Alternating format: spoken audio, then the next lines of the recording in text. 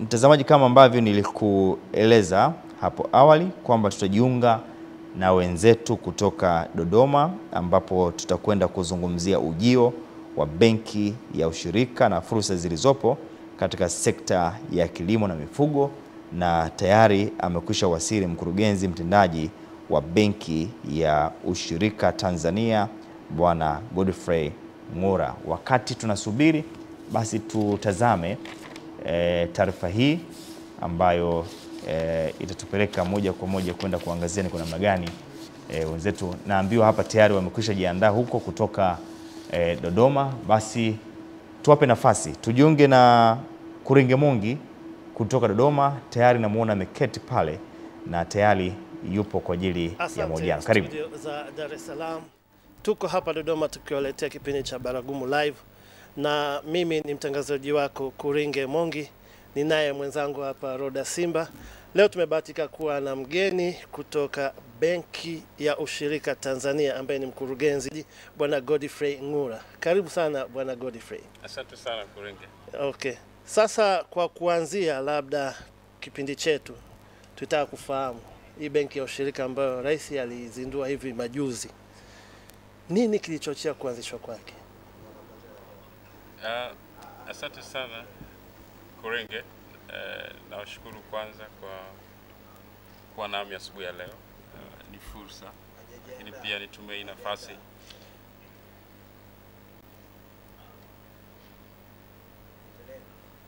nitumie nafasi kuwashukuru kwa namna ambavyo mmeendelea kuhabarisha umma na kuchagiza maendeleo ya nchi yetu. Benki ya ushirika Tanzania ni benki mwambuli wa kisekta, lakini ni benki ya biashara inayomilikiwa na vyama vya ushirika.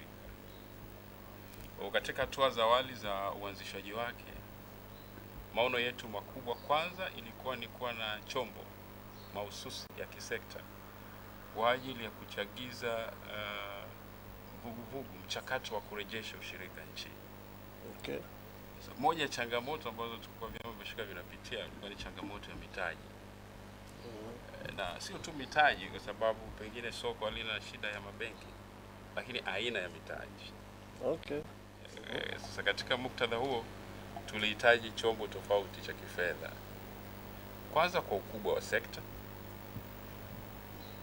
Ushirika ni mtambuka, ni modeli ya kiuchumi. So unazo vyama vya kilimo, unavyo vyama vya fedha, uvuvi, mifugo, madini, wafanyakazi kwa maana ya ajira binafsi. Ndio. Una ushirika kwa wafanyabiashara binafsi kabisa. Una ushirika bodaboda, bajaji. Kwa ushirika ni muundo na mfumo wa kiuchumi unaowezesha watu wanyonge na uwezo mkubwa wa kimtaji kukabiliana na wachache wenye mtaji mkubwa. Kwa nguvu yao ni umoja wao. Katika muktadha huo tulihitaji chombo kinachoweza kikahudumia mfumo huo wa kiuchumi. Okay. Katika ukubwa wake, katika falsafa yake, muundo wake wa ufanyaji kazi. La pili, tuliona fursa kama vyama vya ushirika kwa ukubwa wa sekta kwenye kilimo, kwenye biashara, uvuvi, mifugo, mazao. Kuna mzunguko mkubwa wa kimtaji wa kifedha unaoweza ukaibeba sekta yenyewe. Na kwa hivyo tuliona njia mbadala ya kuendesha vyama kibiashara. Mitaji hii yote inatoka kwenye ushirika, pengine inaenda kwenye sekta zingine, kwa sababu hawana chombo chao cha kifedha kinachowasaidia kuhakikisha kwamba biashara inazunguka ndani ya sekta yenyewe na baadaye tija ya hiyo kazi irudi kwao. Okay. Kwa hivyo kwa kumiliki hii benki, maanake faida na shughuli zote zinazofanyika za kisekta zitarudi kwao pia kama tija kwa njia nyingine, kwa huduma lakini pia kama gawio. Mkurugenzi, hebu tuambie, benki hii inajitofautishaje na taasisi nyingine za kifedha ambazo zinahudumia kilimo na mifugo? Moja, ziko namna nyingi, lakini hii ni benki tofauti kabisa. Lakini ni benki ya biashara. Utofauti wetu kwenye muundo, inamilikiwa na vyama vya ushirika kwa maana ya umiliki zaidi ya 51%. Kuna serikali ya Jamhuri ya Muungano 10%, wako pia wawekezaji binafsi na mtu mmoja mmoja. Kwa hivyo kimuundo ni benki ambayo kwa mara ya kwanza kwenye nchi yetu taasisi za ushirika kwa maana ya Union, AMCOS, SACCOS vimeweza kukusanya mtaji na kumiliki benki. Hiyo peke yake, ushirika hapa nchini kuunganisha wote kwa maana ya wanachama ni zaidi ya milioni 10, vyama zaidi ya 6. So unaweza ukaona ukubwa na wingi wa soko lake. Wateja wote kwenye mabenki ya kibiashara sasa hivi ni kati ya milioni 5 mpaka milioni 6, 5.4 mpaka 5.6. Kwa hivyo kama wana ushirika peke yao watatumia benki yao, wana base kubwa ya benki ambayo ni tofauti kabisa na benki zingine nchini kwa maana ya economies of scale na ukubwa wake. Lakini la tatu, benki hii inataka kuchagiza ujumuishi wa kifedha. Hiyo ni tofauti kubwa sana. Tunataka kuleta, kwa kutumia chombo hiki, tunataka kuwaleta Watanzania walio wengi kwenye mfumo rasmi wa kifedha. Watu ambao hawana account benki wawe na account. Watu ambao hawapati mikopo wapate mikopo. Watu ambao hawafikiwi kirahisi na huduma za kibenki wafikiwe na huduma za kibenki. Hawa watu wako wapi? Wako kwenye mifumo ya kiuchumi sio rasmi, wako kwenye kilimo, wako vijijini, wako kwenye vituo vidogo vidogo vya biashara nchi nzima.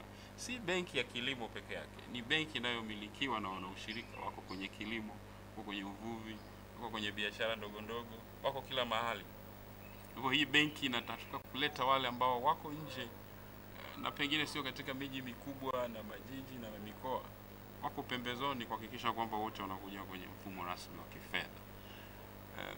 Na mifumo rasmi ya kifedha hapa tunajaribu kuangalia bidhaa mahususi ya kibenki. Ndio. Kutuma na kutoa fedha peke yake sio benki, ambayo ndio pengine fursa walionayo huko pembezoni na vijijini. Kutumia labda mitandao ya simu. Benki ya kutuma na kuweka fedha. Benki hutoa rasilimali na mitaji na inazigawanya katika uchumi wa nchi. Utashangaa karibia trilioni 60 mpaka 64 ziko kwenye mfumo wa uchumi wa nchi yetu kama mikopo, lakini chini ya 10% inaenda kwenye kilimo. Labda sasa ambao ni kama trilioni, katika trilioni 60 ina maana wana trilioni 5 tu. Trilioni 55 zinaenda kwenye sekta zingine. Okay. Maana ni kwamba haiko balanced. Kuna sekta zifikiwi na mgawanyo wa rasilimali fedha. Na lengo letu ni kuhakikisha kwamba, na hiyo itatofautisha na wengi, kuhakikisha kwamba jamii katika upana na ukubwa wake, 65% ya Tanzania waliopo huko vijijini pia wanapata rasilimali fedha kupitia benki hii. Sasa Godfrey, labda ungetueleza lengo hasa la benki hii ni nini? So moja ni kama nilivyosema, kurejesha na kuchagiza ujumuishi wa kifedha, kuhakikisha kwamba huduma za kibenki na kifedha zinafikika. Benki inaweza kawa kama kanisa hivi, yani kama mimbari anakaa padri peke yake, na kwamba wanaopata huduma za kibenki ni aina ya watu fulani nchi hii. Tunataka kutoa hiyo. Tunataka kuionyesha huduma za kibenki kama njia na chanzo mbadala kupata mitaji na kuwezesha watu kujiendesha kiuchumi, kwa kuwafikia wale ambao hawajafikiwa na huduma hizi. Lakini la pili, kusaidia vyama vya ushirika kuwa na mtaji katika kuendesha shughuli zao, hasa kwenye kilimo biashara. La tatu, kuchagiza juhudi za vyama hivi kuwa na mifumo ya utawala bora na kujia kidigitali, yani kuwezesha mchakato wa kurevive, kuisha tena sekta ya ushirika ya kisasa na ambayo ni endelevu kwa muda mrefu. Tunatumia chombo hichi chao cha kifedha kuhakikisha tunaleta ubunifu, tunaleta ukisasa, lakini pia kuleta huduma mbadala ya kuhudumia sekta yenyewe. La nne ni kuwa na bidhaa zitakazowasaidia ukilinganisha na bidhaa zilizoko sokoni. Lazima tuwe na namna tofauti tunayomhudumia mkulima na mjasiriamali na kina mama na vijana walioko vijijini au walioko pembezoni au walioko katika vituo vidogo vya biashara, hatuwezi kawa na aina moja ya mifumo inayofit watu wote. Kama anavyokopa tajiri A na B, C, ndivyo anavyokopa mkulima aliyoko Kilimanjaro, analima kahawa, analima kwa msimu, auzi kila siku, anategemea minada. Lazima kuwe na namna tofauti ya mahitaji na namna ya kumhudumia. Unapofanya hivyo kwenye korosho, unapofanya hivyo kwenye kahawa, lazima kuwe na mifumo. Wengine wanategemea mifumo, wengine wanauza kila siku, wengine wanataka walipe kila mwezi, wengine walipe baada ya miezi 6, mwaka. Katika muktadha huo, huwezi kuwa na benki au huduma zinazofanana kwa watu wote. Lazima huwe na suluhisho inalofanana na sekta na aina ya soko unalolilenga. Mkurugenzi, hebu tuelezee sasa ni ipi mikakati ya benki hii katika kukuza maendeleo ya hivi vyama vya ushirika kiuchumi? Tumejipanga kimkakati. Kwanza, benki yenyewe muundo wake na umiliki wake unaipa tunaita nguvu ya kiushindani ya kuanzia. Vyama vya ushirika na soko lao kubwa la kibiashara, tayari hatuna tu vyama wanaomiliki benki, tuna wamiliki wa benki ambao pia ni soko la benki yenyewe. Sio rahisi kimkakati, hilo ni ushindani, ni nguvu kubwa ya kiushindani sokoni. Maana una wamiliki ambao pia wanatumia bidhaa zao wao wenyewe. Sio rahisi kupata wamiliki kama walaji wa kile walichowekeza. Kwa hivyo tuna soko, tunajipambanua kuchagiza juhudi za maendeleo ya sekta ya kilimo kufikia 10% ifikapo mwaka 2030 kwa kuwekeza katika vyama vya ushirika, kupata masoko, kupata mitaji, kupata bei nzuri ya bidhaa sokoni na kushindana, na kuhakikisha kwamba tunaongeza mapato yao kama njia mbadala. Moja, kuwa na mifumo ya kidigitali ya kujiendesha ili kuwafikia wengi. Tuna bahati tunaanzisha benki katika zama ambazo pengine tuna bahati katika teknolojia na zama zimebadilika sana. Ukuaji wetu pengine hautakuwa wa organic na tradition, hatutakuwa kizamani. Haitatuchukua miaka 30 kutengeneza taasisi zoko sasa hivi. Kwa sababu tutawekeza kwenye miundombinu itakayorahisisha mawasiliano na ufikaji wa huduma kwa wananchi. Utakumbuka tumeanza tayari, tuna matawi 4. Tutakuwa na matawi kimkakati, kwa maana ya kuonyesha tu uwepo na pengine kikanda na kimkoa, lakini kwa sehemu kubwa tutawafikia wananchi kule walipo kwa teknolojia. Kwanza tuta franchise modeli ya kibiashara inayoruhusu vyama vyenyewe kuwa ni sehemu ya benki kwa kutoa wakala. Kwa hivyo ofisi za vyama vya ushirika vya mazao, AMCOS, vyama vikuu, lakini pia vyama vya fedha SACCOS zitakuwa ni sehemu ya kutoa huduma za kibenki. Kwa hivyo kila mwananchi hudumia pale alipo. Hiyo peke yake, kama tutakuwa na vyama ambavyo tunavyo kwenye mfumo wa kusimamia vyama vya ushirika nchini MOVE, tutakuwa tumeweza kuwafikia ndani ya mwaka mmoja au miaka miwili zaidi ya vyama 6,000. So unaongelea modeli ambayo inaruhusu una matawi 6,000 katika kipindi cha mwaka mmoja au miwili kwa kutupia TEHAMA. So kwa mawasiliano ya kiteknolojia na TEHAMA, benki mama au mifumo yetu ya kibenki itawasiliana na mawakala au na matawi haya yote kwa pamoja. Lakini pia tuna mifumo ya malipo ambayo inaunganisha mifumo mingine inayosimamia sekta ya kilimo iongee pamoja na ikiwezeshwa na benki. So tumejipanga kurahisisha mkulima anapataje rekodi ya mauzo yake. Ameweka katika gala korosho au tumbaku au kahawa kiwango gani. Vipimo hivi vilazima vitakuwa sehemu ya bei yanayopaswa kulipwa, kwa sababu atalipwa bei kwa kilo kiasi gani na ni wakati gani anapima na kuwa rekodi ya mauzo. Je, ni wakati anaingiza galani au wakati anauza? Wakati anauza kilo kilikuwa kiasi gani, na wakati anaingiza kwenye gala vipimo vilionyesha anaweka ghalani kama chama au kama mwanachama kiwango gani, ili mwisho wa siku, kwa sababu mnada hautafanyika kwa wakati huo, mnada unafanyika baadaye, kuna unyaufu, kuna upotevu, lazima rekodi hizi zikae sawa. Na je, kuna unyaufu kweli? Lazima tujenge uwazi kuhakikisha kwamba kweli kuna unyaufu. Mwisho wa siku, kilo halali ya chama au mwanachama na bei iliyofinywa kwenye mnada, moja kwa moja mnunuzi alipe benki, mteja akachukua hela yake benki. So tunataka pia kuchagiza mifumo mizima ya payment iwe kidigitali, kilimo kiwe cha kisasa, na mkulima hawe ana uwezo wa kuona bei pia kwa kushirikiana na vyombo kama TMX, WRB ambao wanasimamia magala, TMX wanaosimamia minada ya mkulima kwa kutumia simu yake ya tochi au ya smartphone awe na uwezo wa kujua bei popote duniani, ni wakati gani anunue, wakati gani auze, lakini pia asisubiri hela yake kwa muda mrefu, awe na uwezo wa kuipata wakati wowote akishauza. Moja, wakati anasubiri mnada, sisi tuna uwezo wa kumadvance hela kama ana mzigo tayari ghalani. Mzigo wake unakuwa ni sehemu ya dhamana. Lakini la pili, kutokana na bei iliyoko duniani, kwa sababu chama chake pengine kinaweza kikachukua kutoka katika gala ikapeleka sehemu nyingine kwenye bei bora zaidi, atalinganisha bei aliyolipwa awali na bei ambayo chama chake kimelipwa mwishoni, kwa sababu yote iko katika mifumo inayomruhusu kujua minada inavyoenenda mpaka bei ya mwisho. Hii yote itawezekana kwa sababu ya kuunganisha mifumo ya malipo, mifumo ya mauzo na mifumo ya minada katika mifumo ya kidigitali.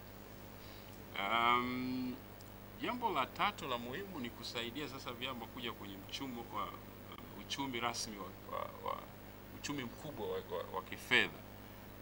Benki hii itakuwa chombo chao cha kuwekeza katika miradi ya kimkakati. Yaani kwa maana nyingine, kwa kuwa na Watanzania wengi zaidi ya milioni 10 ambao hawezi kuwekeza moja moja wakanunua amana za serikali, wakanunua tenda za serikali kama mtu moja wakawenye miradi mikubwa ya kimkakati ya serikali, hawawezi. Lakini kwa kukusanya mitaji yao hapa, wana chombo kinachoweza kikashindana na wengine, na kwa hivyo maslahi na mapato yanayopatikana na kazi hizo zitarudi kwao kule vijijini, wanapata gawio, sio tu kilimo peke yake. Kwa hivyo tunatengeneza chombo ambacho kimkakati tutawekeza pia kwenye fursa zingine za kiuchumi zilizopo, ili kuwa endelevu, lakini pia ili kuchagiza mapato ya mkulima na wawekezaji wa benki yetu.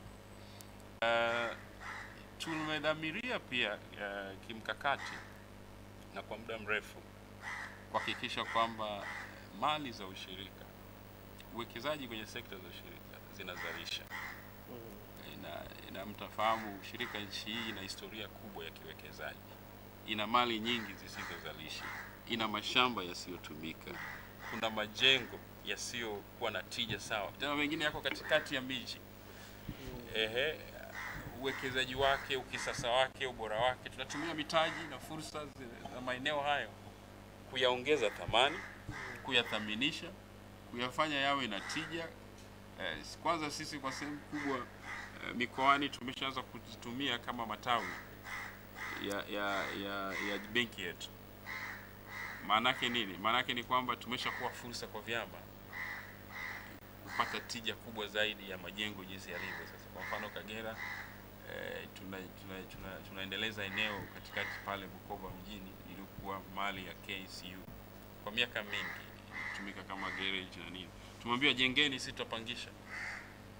So tumeshakuwa wawekezaji kwa chama, inakuwa njia mbadala ya mapato kwa chama husika. Na tutafanya hivyo kwa maeneo mengine. Mwanza pale kuna jengo kubwa katikati ya jiji la Mwanza inaitwa Nyanza Cooperative. Yes. Kuna majengo mbalimbali na huduma mbalimbali pembezoni.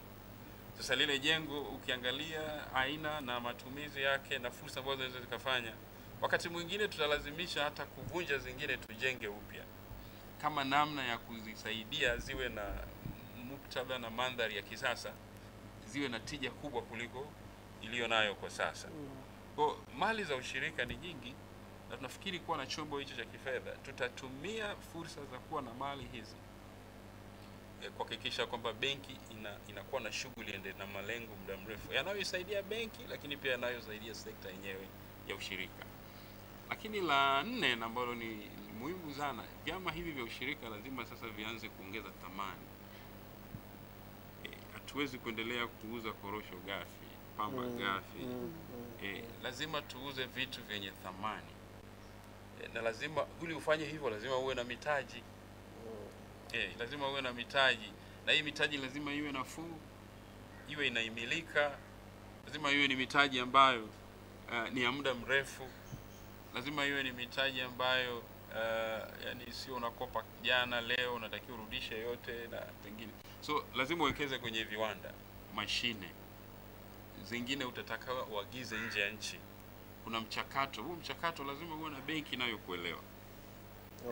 Ili hatimaye bidhaa inayotoka iwe ni bidhaa imilivu, inayoweza ikanunulika au ikauzika, sio tu ndani ya nchi. Kuna bidhaa, mazao yanapotea pale wakati tuko Moshi. Kuna wakulima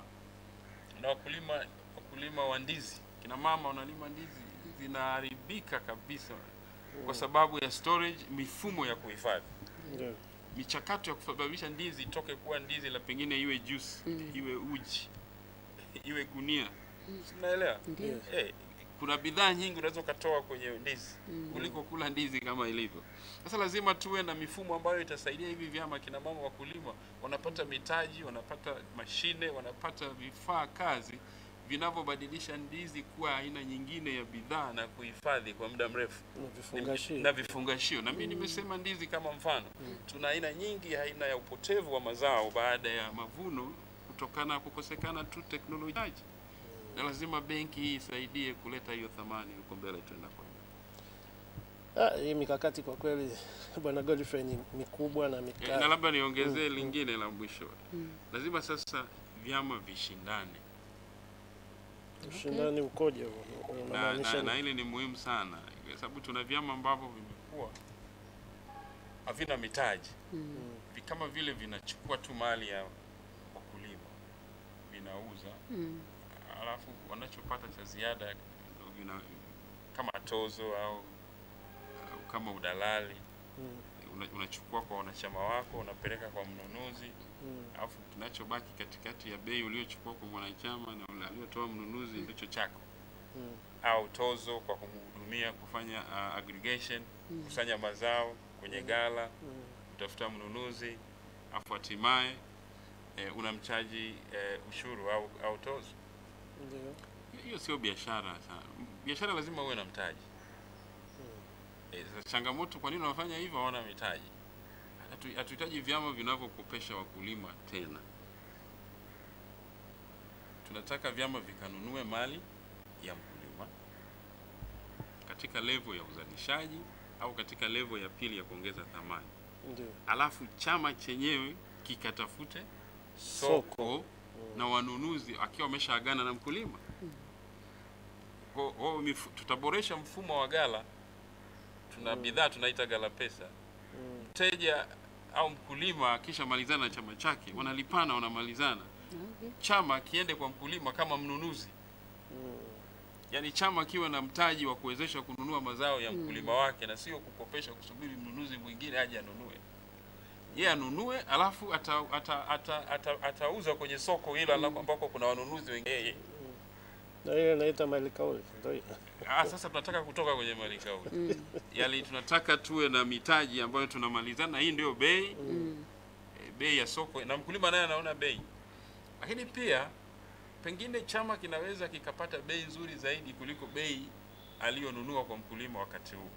Kwa hivyo pia lazima kuwe na utaratibu inayoruhusu bei ya mwisho ijulikane kwa mkulima, ili tofauti kati ya bei uliyonilipa awali na bei uliyopata ukienda Vietnam au India, kwa sababu lazima tuwezeshe sasa si tu wauze hapa nchini. Wakisha nunua kwa mkulima, amenunua zao na waiongezee thamani, wasipeleke mazao. Kwa mfano TANECU wameshaanza kuongeza thamani ya korosho. Kahawa kule Tanika KNCU wanaongeza thamani na kuvifungasha. Tunapamba kahawa. Unachambua kahawa, unatengeneza lint, unaweka robota, tunasafirisha kitu chenye thamani. Maana yake nini? Wakiwa na vitu vyenye thamani, wanaongeza bei. Kwa bei anayonunua kwa mkulima haiwezi kuwa bei anayoenda kuuza sokoni, kwa sababu ameshaongeza value. Lakini pia minada inaweza ikatofautiana na ukubwa wa soko ulilonalo. Mkulima anaangalia soko lake labda kusini na wanunuzi waliopo lakini chama kinaweza kwa kutumia tehama na mifumo ya soko kushirikiana na TMX akajua bei iliyoko duniani, kwamba hii bei inayonunua hapa mnadani sio bei halisi, inaweza nikauza korosho yangu Vietnam, India au wapi kule, bei inaweza ikawa bora kuliko bei iliyoko hapa. Sasa hili afanye hayo, lazima awe na nguvu na mtaji wa kiuchumi. Soko lipo, watu wapo, bidhaa zipo. Pengine changamoto kihistoria imekuwa ni mtaji. Na benki yetu imeleta mtaji. Sawa sawa. Sasa mkurugenzi, labda ungetuambia pamoja na mipango hii mizuri na mmeshaanza operations sasa hivi, mmeshaanza kutoa huduma, zipo changamoto, na kama zipo mnazikabiliana nazo vipi kutafuta masuluhisho yake?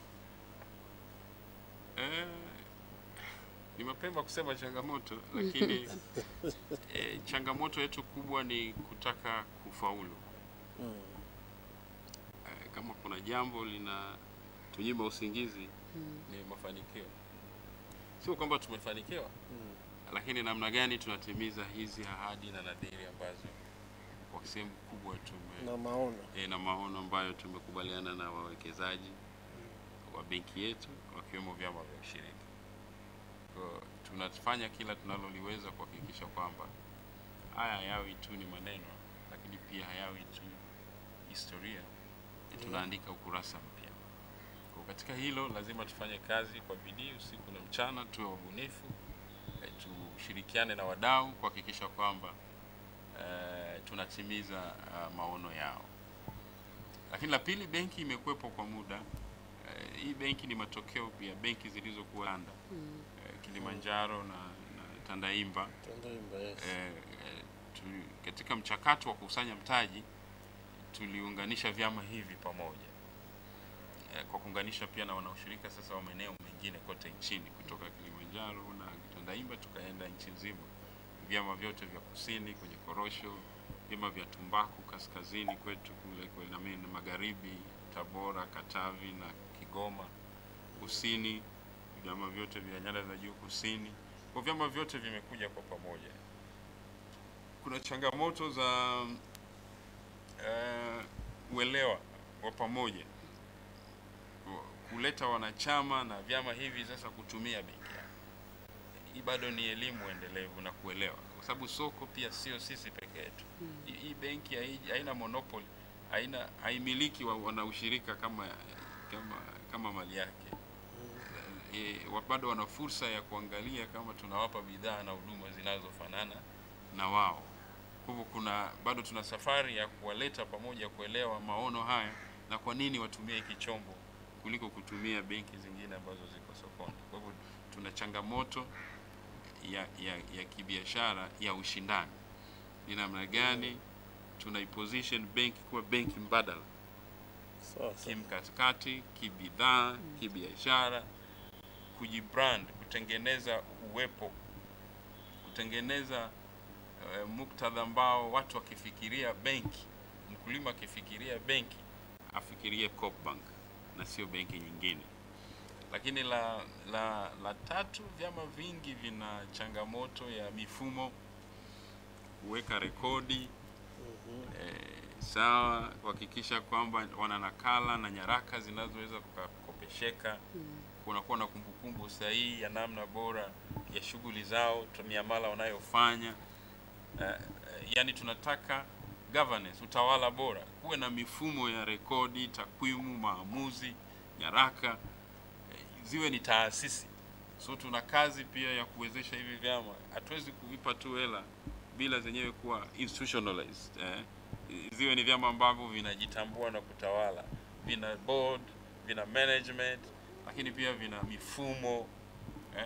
Kwa tunashirikiana na Tume ya Maendeleo ya Ushirika ambayo ndio chombo kinachosimamia sekta ya ushirika, lakini pia na chama kikuu Mwambuli TFC, Tanzania Federation of Cooperative, kuhakikisha kwamba vyama vinakuwa na vyama vyenye utawala bora, vina shughuli zake ziko rasmi, wana body, wana management, wana rekodi ya kazi wanazofanya.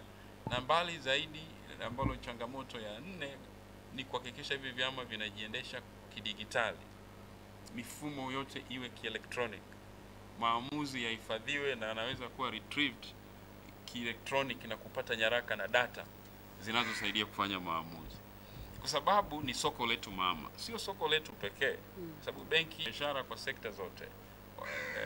Kuna wajasiriamali, kuna kina mama, vijana, kuna wafanya biashara kama nilivyosema, lakini wana ushirika kwa maana ya kilimo, ndilo soko letu kuu. Kwa hivyo lazima pia tuwe na mikakati na kutatua changamoto za hiyo sekta ili tuweze kufanya biashara. Ili tuweze kufanya biashara itakayorudi na kuleta tija. Kwa hivyo lazima tuviongezee uwezo wa kujisimamia, wa kujiendesha kwa weledi, kwa mifumo ya kisasa ya kitaaluma, ili tupate takwimu ambazo ni sahihi kufanya maamuzi ya kuwasaidia. Mkurugenzi, hebu tuzungumzie wakulima wadogo na wafugaji, tunaweza tukasema pia na wafugaji wadogo. Ni ipi mikakati ya benki hii katika kuwainua hawa watu, hasa katika kuwapa mitaji? Na moja ya maono yetu kwenye hiyo, ndio maana tumewekeza hii benki kama benki ya ushirika. Modeli ya ushirika inaruhusu kumfikia mtu mmoja mmoja mdogo, kwa sababu akija peke yake hawezi. Kama ulikuwa unafikiria namna gani nchi hii itapata, na nimshukuru sana Rais wetu Dr. Samia Suluhu Hassan katika maono haya, na yeye amedhamiria kabisa. Katika vikao kadhaa ambavyo tumehudhuria, ameonyesha nia yake ya kuiacha ushirika kama legacy yake. Anatamani mwisho wa siku, na anaamini hakuna njia mbadala ya kumsaidia mkulima mdogo au mwananchi wa kawaida mdogo asiye na mtaji, asiyeweza kwenda sokoni peke yake akashindana na wakubwa, asiyeweza kupanga bei yake kwa sababu yeye ana soko. Katika muktadha kama huo, unahitaji kuwa na modeli inayoruhusu walio wengi wanyonge waunganishe nguvu zao wakashindane na mmoja mkubwa mwenye mtaji. So hii benki inaenda kuongeza nguvu ya hao wadogo wanyonge, sio kupitia moja, kupitia chama chao. Ndio maana tunasema tunaenda kuwezesha vyama vijiendeshe kibiashara. Tukimpa chama fedha na mtaji, yeye sasa atadili na wanachama wake. Unanielewa? Kwa hivyo yeye ana orodha ya wanachama wake. Anajua Godfrey anaeka kadhaa za kahawa ya Arabica, anahitaji mbolea, anahitaji madawa, anahitaji kulizia, anahitaji gala, hifadhi. Hizi zote katika chain kuna gharama. Mpaka msimu uje ufike auze, alianzia mwanzo kupalilia, kuandaa shamba, kuweka viatilifu, mbegu. Yeye ana idadi ya mahitaji ya wanachama wake wote. So tunadili na chama chake, chama kinatuletea mahitaji kwa ujumla wake, na kutoka katika mahitaji ya mwanachama moja, huyo unayemuita mkulima mdogo, kutokana na mahitaji yao ya kuongeza tija pia. Na tutaendeleza kilimo cha kinyonge. Hapana. Kilimo ni biashara. Lazima tufike mahala mkulima awe sawa na mimi ninaenda ofisini kama benka. Yeye anapoenda shambani awe pia hiyo ni career. Yaani ni kazi yake ya shughuli ya kimapato ambayo lazima aifanye kwa tija. Aifanye kwa tija na sio adhabu. Ni kama amechagua kuwa mkulima. Kama ambavyo wewe Mongi umechagua kuwa mwandishi wa habari. Mkulima amechagua kuwa mkulima, na kilimo lazima kilete biashara na tija kwenye nchi yetu. Sasa hakuna namna bora ya kufanya kwa walio wengi kama kuwaweka pamoja kama wana ushirika. Kwa sababu moja pengine wasiweze kushindana, lakini pamoja kwa umoja then wana kitu kimoja kinachowaunganisha. Na hiki chombo ndicho sasa sisi tunakijengea uwezo, tunakipa mtaji, tunahakikisha kwamba inajiendesha kwa weledi, wanakuwa na mifumo ya kisasa na mahitaji ya kila mkulima na chama au wanachama. Na sio tu kwenye kilimo. Nafikiri hata nyie Channel 10 mtakuwa na sako za wafanyakazi au hamna? Tuanzishe. Kwa sababu tunazo taasisi karibia waajiri wote wana SACCOS za wafanyakazi nchi hii, na moja ya wateja wetu wakubwa, wawekezaji wetu wakubwa hapa nchini ni SACCOS za URA, SACCOS ya usalama wa raia wa polisi. Wanachama wengi kuliko wote na ndio inayoongoza. Tuna SACCOS kubwa ya kimtaji ya jeshi la wananchi, Ngome SACCOS pale, mtaji mkubwa kabisa, kubwa kuliko hata benki yetu. Lakini pia tuna vyama kama mfano bandarini SACCOS, tuna TANESCO SACCOS, tuna URA na hazina. Hii ni miunganiko ya mitaji na ukwasi kutoka kwa wafanyakazi wanaolipwa mshahara, wanaofanya kazi, lakini wanafikiri tukiunganisha nguvu zetu tukao tunaweka akiba na hisa kidogo kidogo, tunaweza tukapata njia nyingine mbadala ya kupata mitaji nafuu, lakini pia ya dharura wakati tukihitaji kusupplement, kuongezea kwenye mshahara na shughuli tunazofanya. Maana kuna ushirika mwingine mwingi huku mtaani wa kibiashara na kwenye ajira ambayo benki hii itaisaidia kuiongezea ukwasi ili iweze kuwasaidia hao wafanyakazi wadogo wadogo ambao pengine mishahara haitoshi, wako kwenye kada ya wafanyakazi, waweze kupata mitaji nafuu, kuwa na ukwasi wa kukopesha wanachama wao. Kwa hivyo hivyo tunavyofanya kwenye kilimo, tunategemea kufanya kwa wafanyakazi na mtu mmoja mmoja. Lakini pia wadogo wadogo wako kwenye kilimo peke yake. Hii modeli ya ushirika sasa lazima tuna kazi kwa kutumia, ndio maana nikasema hii benki ni hub, ni kama ndo engine ya kugeuza ushirika uje kwenye muktadha wake. Lazima tusaidie dhana na modeli ya kiushirika ionekane kwenye sekta zingine ambazo zina watu wengi na hawana uwezo mmoja mmoja. Kwa mfano, tunawasaidiaje bodaboda amiliki pikipiki yake na sio asiendeshe pikipiki ya tajiri wake peke yake. Bajaji aendeshe bajaji yake na asiendeshe bajaji aliyopewa na bosi analeta mahesabu kila siku. Natoa tu mfano. Daladala. Yaani kwa nini driver yule daladala asiendeshe daladala ile ni ya kwake na sio ya bosi aliyempa gari aendeshe? Lazima watu waelewe dhana ya ushirika. Ni ushirika pekee utawasaidia kuwa pamoja daladala, waanzishe ushirika wao, wachangize mitaji kidogo kidogo, alafu benki wakopeshe mara 3 au mara 4 hicho walichonacho. Kwa hivyo kila mwanachama anakopa gari kupitia ushirika wake. Anaendesha daladala yake, anarejesha mkopo kila mwezi au kadi walivyokubaliana, lakini anaendesha gari yake. Bodaboda anakopa kupitia ushirika wao wa pamoja, wanakuja benki wamekusanya mitaji. Sasa tunataka kupanua ushirika. Dhana ya ushirika tunataka iwe mtambuka kwamba watu wanaweza wakaja pamoja katika unyonge wao wakawa kitu kikubwa zaidi. Nakumbuka kuwa na ushirika unaitwa COCAPS. Kuna gari CAPS cooperatives. Yes. Tumekuwa na ushirika wa hata wa majengo. Tulikuwa na benki ya majengo hapa nchini. Na tunataka kurejesha, tutajenga, watu watakuwa na ushirika wa kujenga nyumba. Yaani ujenzi wa nyumba usiwe swala la mtu kupambana nalo mwenyewe. Kujenga sio rahisi. Na tunataka huko vijijini tuboreshe makazi ya Watanzania kupitia ushirika. Kwa mifumo ya benki itaruhusu mitaji inayoruhusu vyama kukopesha wanachama kupitia vyama vyao vya ushirika, wanarejesha kidogo kidogo kwa muda mrefu. Sasa na swali kidogo mkurugenzi. Pamoja na lengo yote ya mazuri haya, kuna swala la riba. Riba zikoje? Maana kilio kikubwa ni riba. Riba kuwa single digit, tena kiwango cha chini. Ndio maono yetu. Na kama utaona nilisema kulikuwa kuna msukumo wetu kuna mambo kama 4. Upatikanaji. Upatikanaji ni changamoto kabla hujafikia riba. Yaani sio walio wengi wanapata fedha. Nilisema huduma za kibenki nchi hii ni 22% peke yake. Zaidi ya Tanzania 78% hawana huduma za kibenki. So mitaji haipatikani. So tunataka kuleta upatikanaji. La pili ni access. Access hiyo ni nini? Ni kupatikana, ni availability, kwamba kitu kipo. Fedha zipo. Ukizihitaji na wakati nazihitaji. Msimu wangu ni huu. Wewe unanipa hela baada ya misimu au karibia msimu katikati. Hata ukinipa inisaidii.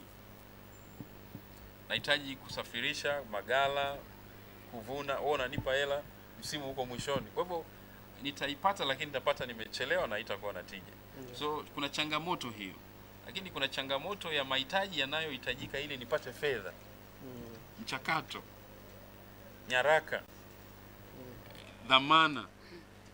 Hivi vitu wakulima wengi hawana. Ndio maana tumekuja na modeli ya kiushirika ambayo watu ambao hawana dhamana zisizohamishika, hawana mali zisizoweza kuthaminiwa, hawa watu wapate namna mbadala ya kupata mitaji kupitia umoja wao. Lakini la tatu ilikuwa ni bei, ambalo nafikiri umeliuliza hapa. Mimi niwahakikishie, katika mfumo wa ushirika vyama vya wakulima tutavikopesha single digit, kwa maana ya kilimo msingi, the primary agriculture. Na kinachotupa hiyo nguvu ni ukubwa wetu. Bei, mtu asikwambie kitu. Bei haiwezi kupangwa kwenye makaratasi hapa. Bei ni swala la soko, la mfumo wa mahitaji na supply, demand na supply. Lakini katika muktadha ambao una wanachama zaidi ya milioni 10 na una soko pana na kubwa kama hilo, una maana una uwezo wa kubargain na kudictate price kutokana na wingi wa soko lako. Yaani mfumo wa ushirika unatupa nafasi ya kuachieve single digit rate kwenye mifumo ya kutoa fedha kwa wananchi, kwa sababu tutatumia, kwa zenyewe mnaelewa, economies of scale. Wingi wao inapunguza gharama za uendeshaji, kwa sababu unafanya biashara ya volume. Kwa hatutapunguza mezani kwamba bwana hiyo haitakuwa benki. Benki lazima iwe endelevu, lakini kwa kutumia kimkakati kuhakikisha kila chama cha ushirika ni mwanachama na wanachama wake wana account bank, kuhakikisha kila Mtanzania na tunamaanisha ni mwanachama na ni mteja wa Coopbank. Kwa kutumia wingi wetu tutafanya biashara ya jumla. Biashara ya jumla si mnaijua? Ambayo cost per unit inashuka, una leverage, yani unachagiza huo wingi wa watu kupunguza gharama, na gharama itapungua, sio size moja. Kwa mfano mkulima wa kawaida naye lima tofauti na naye ongeza thamani, na naye uza, na naye enda sokoni. Kwa kutokana na mnyororo wote huu tutakuwa na bei imilivu na shindani ukilinganisha na mtu mwingine sokoni. Mkurugenzi, muda wetu sisi umekwisha kwa sekunde kadhaa. Hebu tuelezee una wito gani kwa wakulima? Niwashukuru sana. Nitumie hii nafasi kualika wakulima wote, na sio tu wakulima, wana ushirika wako kwenye muktadha wa kilimo, yes, lakini wafanyakazi na wengine wote ambao hawajaanzisha ushirika. Kama kuna watu wako pamoja, wana jambo wanalifanya la pamoja linalowaunganisha, wakati umefika wajisajili kama taasisi za ushirika. Kuna benki kwa ajili yao. Kwa wale daladala, bodaboda, pikipiki, wakulima wote nchini wafungue account kwenye benki ya ushirika. Namshukuru sana Mheshimiwa Rais. Hii ni dhamira kubwa na ya dhati ya kuhakikisha kwamba Watanzania wengi wanapata mitaji na fursa za kifedha kwa kutumia benki ya ushirika nchini. Mkurugenzi, tunakushukuru sana kwa muda wako. Mtazamaji wa Channel 10, mpaka kufikia hapa sisi tunakuwa hatuna la ziada. Mimi ni Roda Simba, nilikuwa na mwenzangu Kuringe Mongi, tulikuwa na mkurugenzi kutoka benki ya ushirika ya COP hapa jijini Dodoma, ambapo tumezungumza naye mambo kadha wa kadha. Kubwa ilikuwa ni ujio wa benki hii na fursa zilizopo kwa sekta ya kilimo na ufugaji. Mpaka kufikia hapa tunakuwa hatuna la ziada, tunapisha marudio ya taarifa ya habari ya asubuhi njema.